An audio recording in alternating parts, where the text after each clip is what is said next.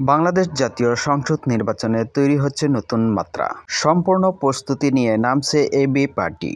আগামী নির্বাচনে ৩০০ আসনে প্রার্থী দিতে প্রস্তুত হচ্ছে এবি পার্টি। এবি পার্টির চেয়ারম্যান মুজিবুর রহমান মঞ্জু এবং এই দলটির সাধারণ সম্পাদক ব্যারিস্টার আসাদুজ্জামান ফুয়াদ। নতুন বাংলাদেশে নতুন রাজনীতি দল সাধারণ জনগণ কিভাবে নিচ্ছে, আপনার মতামত অবশ্যই কমেন্টে জানাতে পারেন। নির্বাচনে সর্বাধিক ভোট পেয়ে নতুন চেয়ারম্যান হিসেবে নির্বাচিত হন মুজিবুর রহমান মঞ্জু, আর সাধারণ সম্পাদক হিসেবে নির্বাচিত হন ব্যারিস্টার আসাদুজ্জামান ফুয়াদ। কেন্দ্রের পর তৃণমূলে গণতান্ত্রিক পরিবেশ তৈরির পাশাপাশি নির্বাচনের প্রস্তুতির বিষয়েও কথা বলেন দলটির নতুন চেয়ারম্যান। আমরা যেহেতু নতুন নিবন্ধন পেয়েছি, আমাদের মার্কা ইগল, আমরা চেষ্টা করব ৩০০ আসনে প্রার্থী দেওয়ার জন্য। আমরা তো নতুন দল, ৩০০ আসনে তো আমার দল ওইভাবে বিস্তৃত হয় নাই।